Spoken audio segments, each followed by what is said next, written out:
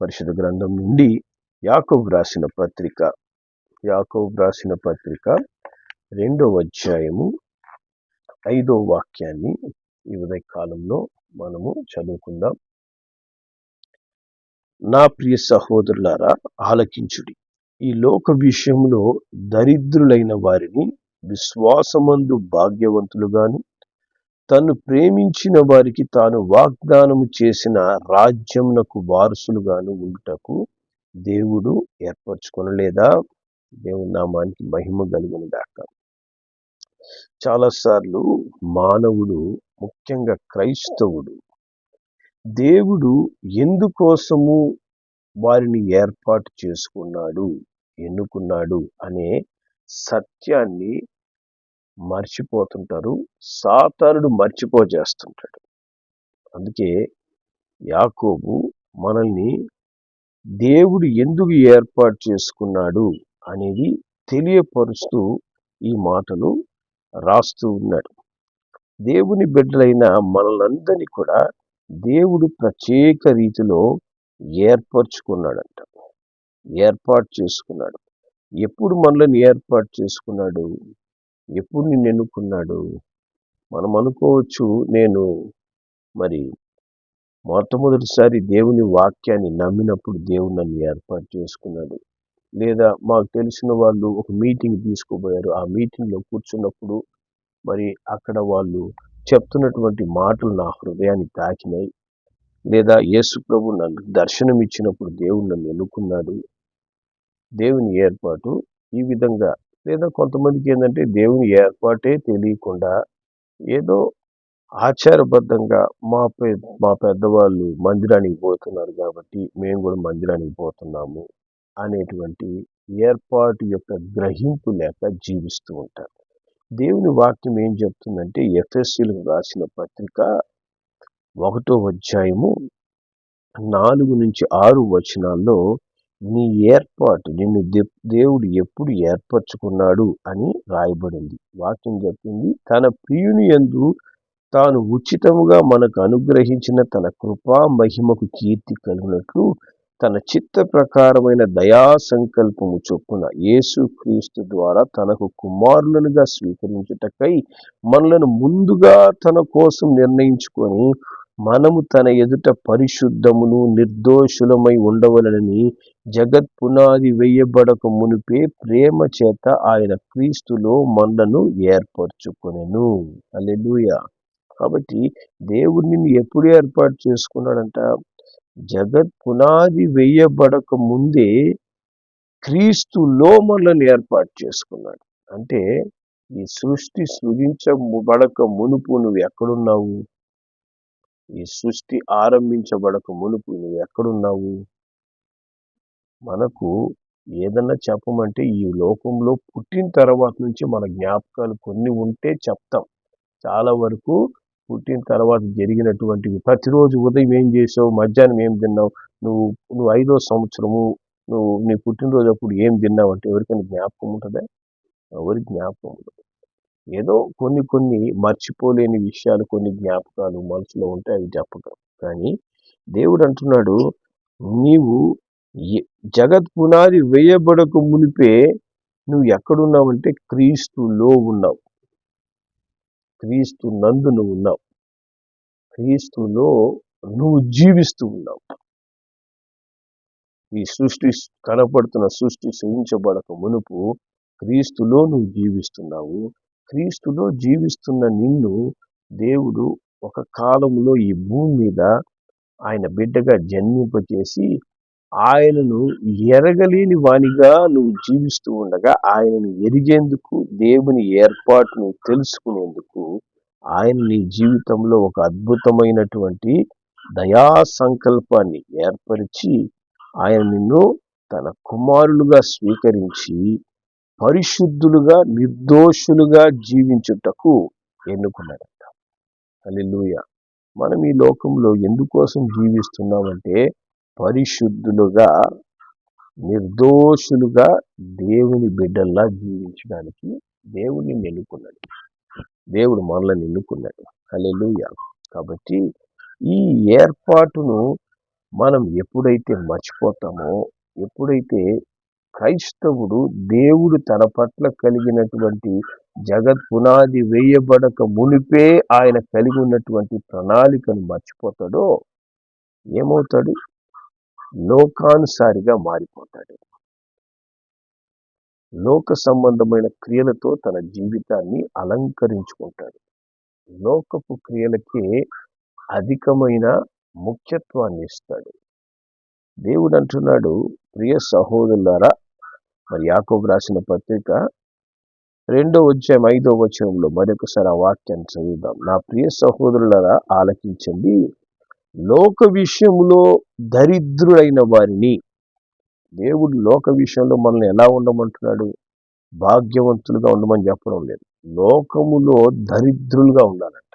అంటే లోకములో మనకు లోక సంబంధమైన ఏది కూడా మనలో కనబడదు. లోక సంబంధమైనది ఏది కూడా మనం చేర్చుకోనకుండా లోకముందు అంటే లోక సంబంధమైన క్రియలకు మనము దరిద్రులుగా, అంటే పేదవారిగా, ఏమి లేని వారిగా, లోకములో ధనం గురించి నేను చెప్పడం లేదు, లోక క్రియల గురించి చెప్తున్నా. లోక క్రియలలో దరిద్రత మనలో ఉండాలంట. లోక సంబంధమైన క్రియలు ఏంటి?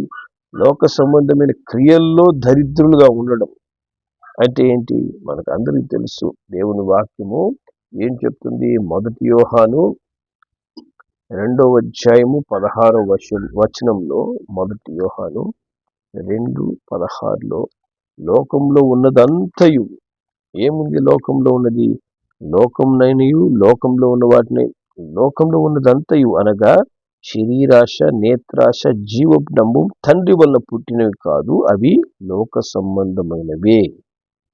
సో లోకంలో ఉన్నదంతా ఏందంట? శరీరాశ ఉంది, నేత్రాశ ఉంది, జీవపు డంబం ఉంది. ఈ మూడిట్లో మనం ఎలా ఉండాలంటే దరిద్రులుగా ఉండాలి. ఈ 3 విషయాల్లో మనం భాగ్యవంతులుగా, ఈ 3 మనం కలిగిన వారంగా, ఇవి మన సొత్తుగా చేసుకునే వారిగా ఉండకూడదు. దేవుడు ఆయన బిడ్డలుగా, ఆయన సొత్తుగా మనల్ని ఏర్పరచుకునింది ఎందుకంటే ఈ లోక సంబంధమైన విషయాల్లో మనము దరిద్రులుగా జీవించాలి అని. లోకంలో ఉన్నవి ఏంటి? మరి శరీర సంబంధమైన ఆశలు, లేదా నేత్ర సంబంధమైన ఆశలు, జీవపు డంబము. శరీరాశ అంటే ఏంటి? మన శరీరము ఎప్పుడు కూడా సుఖాన్ని కోరుకుంటూ ఉంటుంది, సుఖ సంబంధమైనటువంటి జీవితం కోరుకుంటుంటుంది. మరి శరీరాన్ని సుఖపెట్టడానికే, శరీరాన్ని సంతోషపరచడానికే మనుషులు ఏం చేస్తుంటారు?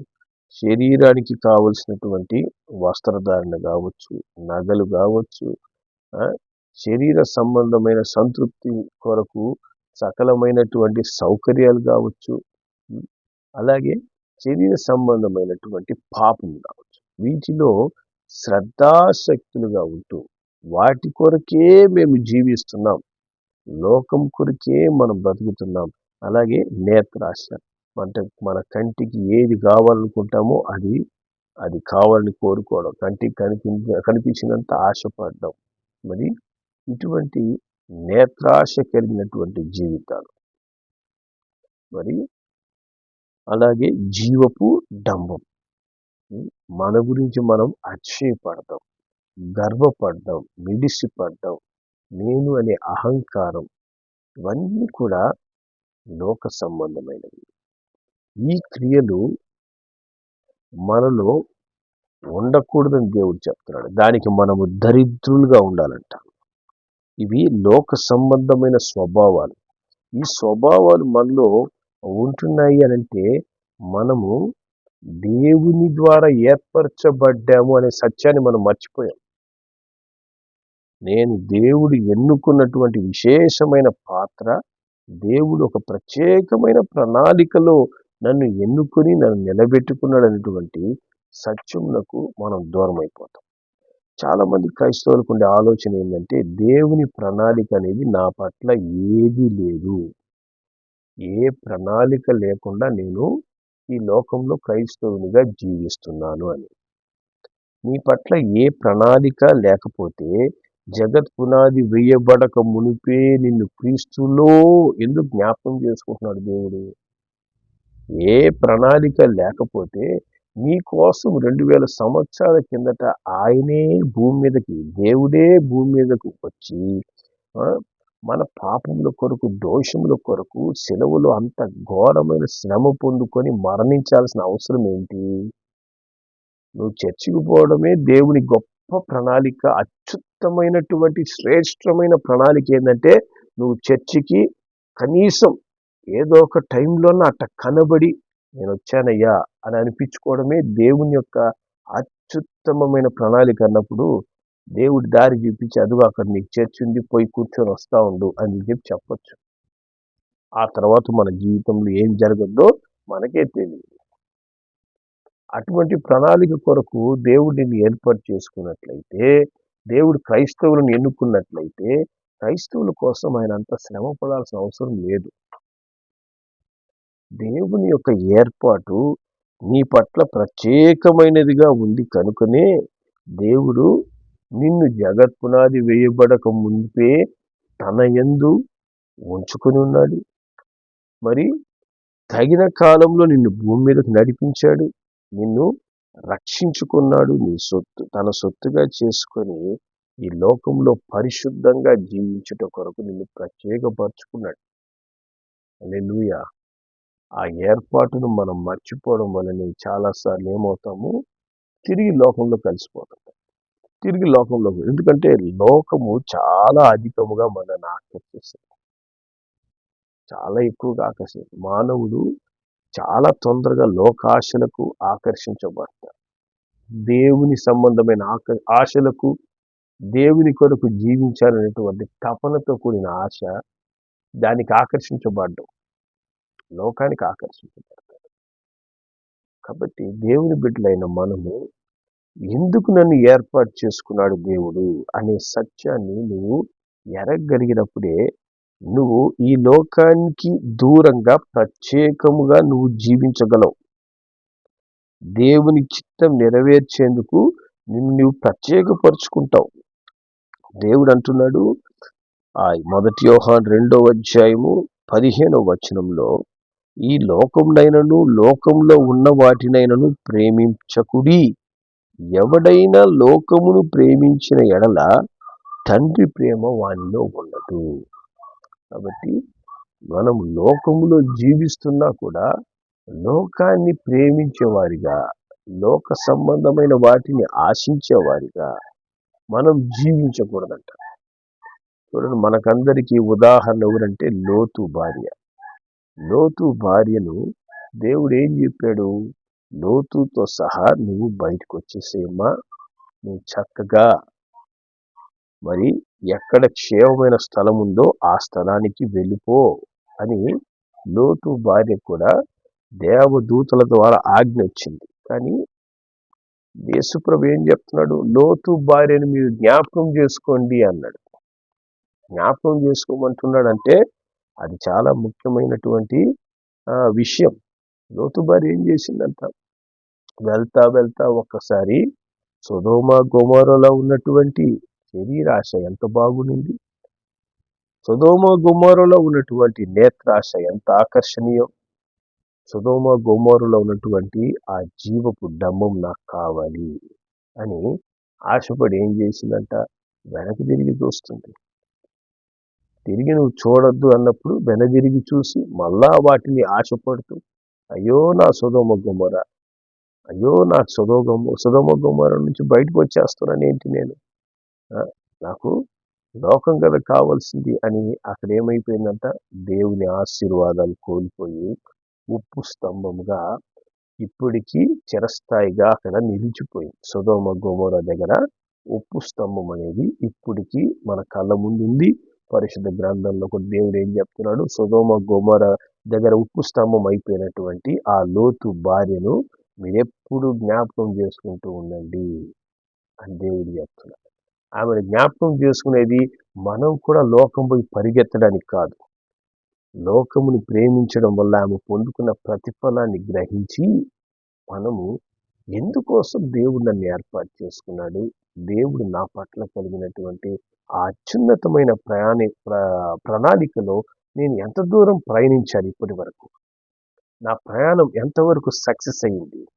నేను దేవుని మందిరంకు రావడంతోనే ప్రభువా ఎంతో ప్రయాసతో ఈ ఆదివారం వచ్చాను, నీకు స్తోత్రం, మళ్ళా ఆదివారం దాకా నీకు కనపడను, నన్ను అడగద్దు అనే విధంగా మరి ఉంటున్నావా? లేక దేవుని ప్రణాళిక ఏంది అని గ్రహించి దాని ప్రకారము నీ జీవితాన్ని దేవుని చిత్తానికి అప్పగిస్తున్నావు? దేవుని చిత్తానికి ఎలా అప్పగించుకుంటున్నావు? దేవుని చిత్తము నీ పట్ల ఏమై ఉన్నది అనేటువంటి గ్రహింపు మనలో ఉందా? దేవుడు అంటాడు మరి 1 పేతురు 2వ అధ్యాయం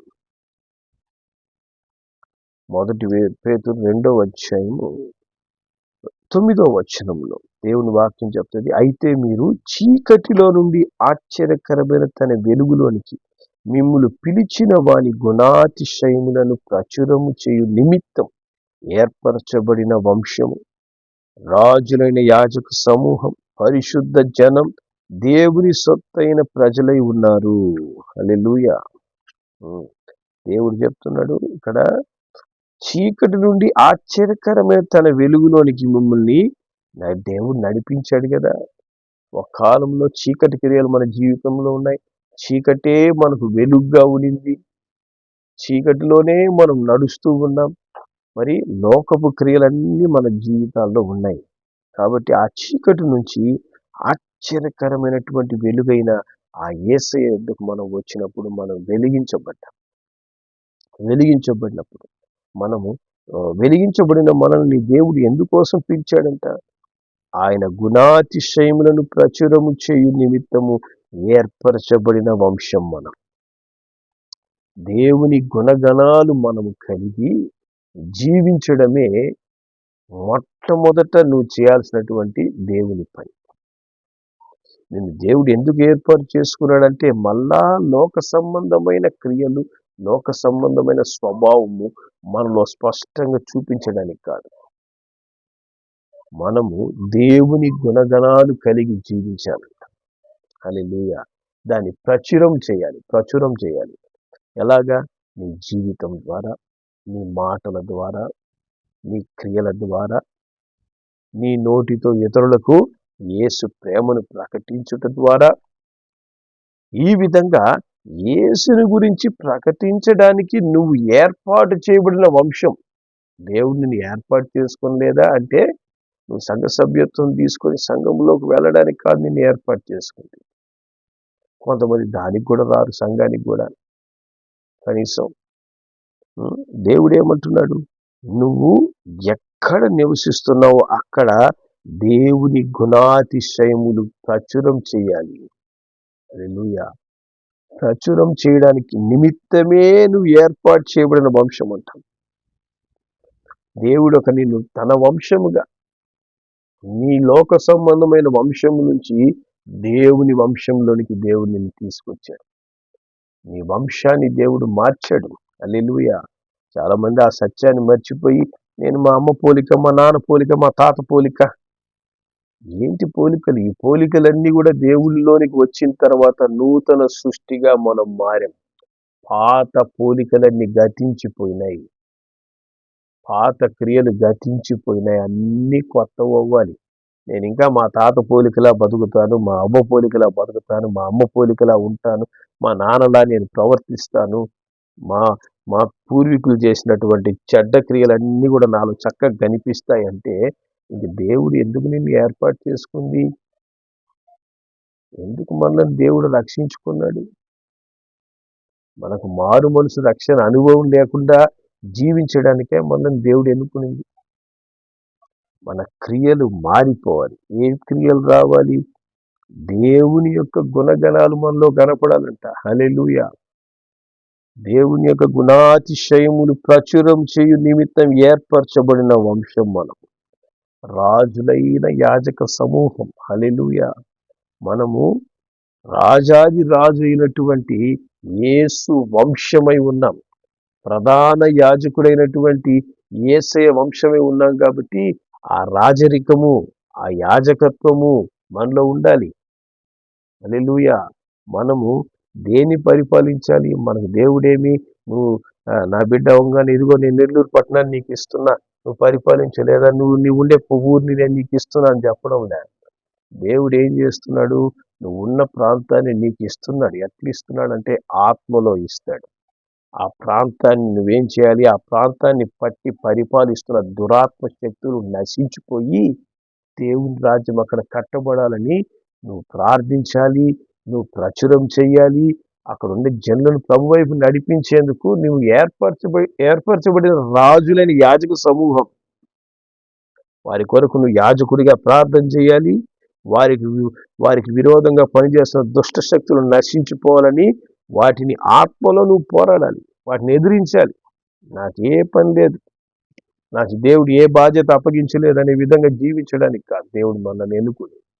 రాజులైన యాజక సమూహం, పరిశుద్ధ జనం. మనము అన్యుల మధ్యలో పరిశుద్ధంగా జీవించే జనంగా ఉండాలి. అపవిత్ర క్రియలతో నింపబడినటువంటి జనుల మధ్యలో మనము పరిశుద్ధులుగా ప్రవర్తించాలంట. అది ఫిలిప్పీలకు రాసిన పత్రికలో ఆ మాట రాయబడి ఉంటుంది. చూడండి, ఫిలిప్పీలకు రాసిన పత్రిక 2వ అధ్యాయము 14 నుంచి 16 వచనాలు మనం చదువుదాం. మీరు మూర్ఖమైన వక్ర జనము మధ్య నిరపరాధులను, నిష్కలంకులను, అనింద్యులనైన దేవుని కుమారులు అగునట్లు సనుగులను, సంశయములను మాని సమస్త కార్యములు చేయుడి. అట్టి జనం మధ్య మీరు జీవవాక్యము చేతబట్టుకొని లోకమందు జ్యోతుల వలె కనబడుచున్నారు. అందువలన నేను వ్యర్థంగా పరిగెత్తలేదనియు, నేను పడిన కష్టము నిష్ప్రయోజనం కాలేదనియు క్రీస్తు దినమున నాకు అతిశయము కారణము కలుగును. హల్లెలూయా. కాబట్టి మూర్ఖులైన వక్ర జనం మధ్యలో నేను ఒక మూర్ఖుడిగాను నేను బ్రతుకుతానని అని బ్రతకడానికి కాదు దేవుడు మనలను రక్షించుకునింది. జగత్ పునాది వేయబడక ముందే ఏర్పరచుకునింది. దేని కొరకు దేవుడు నిన్ను ఎన్నుకున్నాడు? నిరపరాధిగా, నిష్కలంకముగా, అనింజులుగా దేవుని కుమారుల్లాగా మనం బ్రతకాలి. హల్లెలూయా.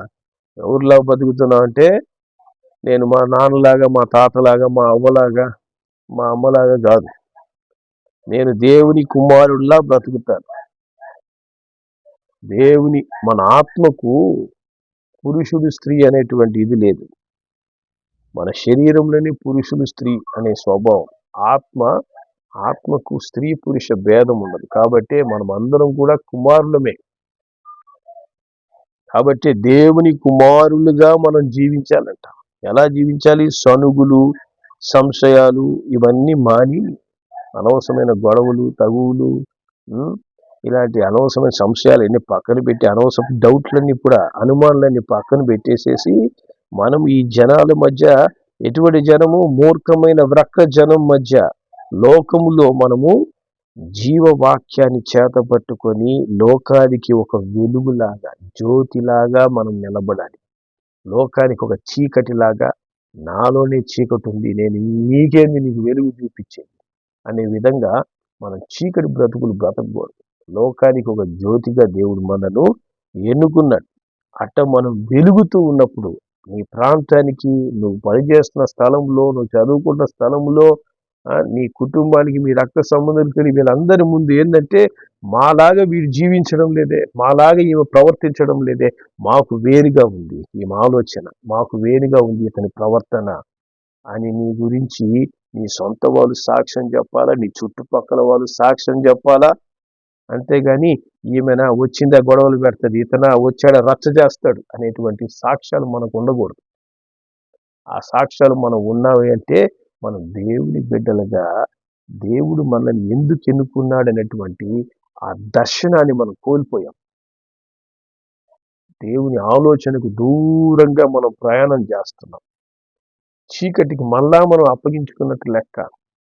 కాబట్టి దేవుడు మనల్ని చీకటి నుంచి వెలుగులోనికి తీసుకొచ్చాడంట. ఎందుకోసం? దేవుని గుణాతిశయములు ప్రచురం చేసే వంశం మనం. రాజులని యాజక సమూహం ప్రతి పరిస్థితి మీద అధికారం కలిగి జీవించండి. మీకు విరోధమైన క్రియలన్నిటి మీద అధికారం కలిగి చెలాయించండి. నేను రాజులైన యాజకుని, రాజును నేను.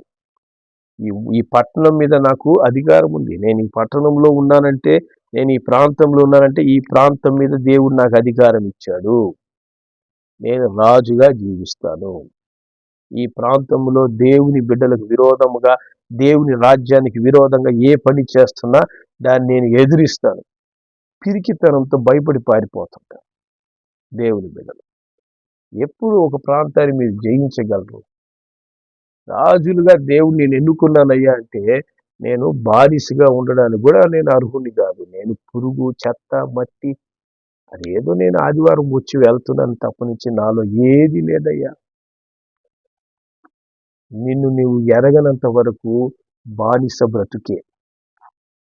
నువ్వు ఎవరు, నీకు ఎటువంటి రక్షణ దేవుడు ఇచ్చాడని నువ్వు ఎరగనంత కాలము, దేవుని ప్రణాళికలో నడవనంత కాలము మనం ఒక బానిసే. పాపం చేయవాడు పాపానికి దాసుడు అంటే దేవుని వాక్యం. కాబట్టి ఒక బానిసల్లో బానిసగా బతుకుతాం. ఎప్పుడైతే దేవుడు నా పట్ల కలిగిన ఏర్పాటు ఇది అని ఎప్పుడైతే గ్రహిస్తామో, మనము దేవుని వంశముగా, రాజులని యాజక సమూహముగా, ఈ అపవిత్రమైన లోకంలో పరిశుద్ధమైన జనముగా, దేవుని సొత్తైన ప్రజలుగా మనం నివసిస్తామంట. హల్లెలూయా. అట్టి పరిశుద్ధమైన జీవితం జీవించేందుకు, దేవుని ప్రణాళికలో మనం నడిచేందుకు దేవుడు మనకు సహాయం చేయునుగాక. ప్రార్థన చేద్దాం. ప్రేమగల మా తండ్రి, మీకు వందనాలు, స్తోత్రములు చెల్లిస్తున్నాం. ఈ లోక విషయంలో దరిద్రులుగా మేము జీవించాలని మీరు మమ్మల్ని ఏర్పాటు చేసుకున్నందుకు స్తోత్రం. మీ ఏర్పాటు, మీ ప్రణాళిక అయ్యా, అనేక మంది దేవుని బిడ్డలు గ్రహించినందువల్ల లోకములో కలిసిపోతున్నారు. లోక క్రియలతో నింపబడిపోతున్నాయి. అయినా లోక సంబంధమైన కార్యములకే ముఖ్యత్వం ఇస్తూ దేవుని ఏర్పాటును మర్చిపోతున్నారు. దేవుని చిత్తాన్ని గ్రహించలేకపోతున్నారు. ఈ ఉదయ కాలంలోనైనా మీ బిడ్డలమైన మమ్మల్ని మీరు ఏర్పాటు చేసుకున్న ఆ ఏర్పాటు జగత్ పునాది వేయబడక మునిపే ఉంది నాయన తండ్రి. దాన్ని బట్టి నీకు వందనాలు. అట్టి గొప్ప ప్రణాళికలో ఉన్న ప్రతి బిడ్డతో ఈ ఉదయకాలంలో మీరు మాట్లాడుతున్నందుకు స్తోత్రం. అయినా మేము తండ్రి రాజులైన యాజక సమూహం, మాకు మేము నివసిస్తున్న ప్రాంతం మీద అధికారం ఉంది. ఆత్మలో అయినా మేము ఎప్పుడైతే ఆ ప్రాంతాన్ని జయిస్తామో, మేము శరీర ప్రకంగా ఆ కార్యాలను చూస్తాం. కాబట్టి మా ప్రాంతముల మీద మేము అధికారం తీసుకొని ఆ ప్రాంతాన్ని పరిపాలిస్తున్న దుష్ట శక్తులను పారదోలాలి. దుష్ట మనుషులను మారేందుకు ప్రార్థన చేయాలి. వారికినైనా మా క్రీస్తు యొక్క గుణగణాలు కలిగి జీవిస్తూ క్రీస్తుని వారికి పరిచయం చేసే, క్రీస్తుని గురించి ప్రకటించే వారిగా తండ్రి మా జీవితాలని మీరు అయినా ఉపయోగించుకోమని, అట్టి జ్ఞానం కలిగి ప్రవర్తించేందుకు మాకు సహాయం చేయమని, పరిశుద్ధ జీవితం కలిగి మేము జీవించేందుకు సహాయం చేయమని యేసు నామములో ప్రార్థిస్తున్నాం తండ్రి. ఆమేన్.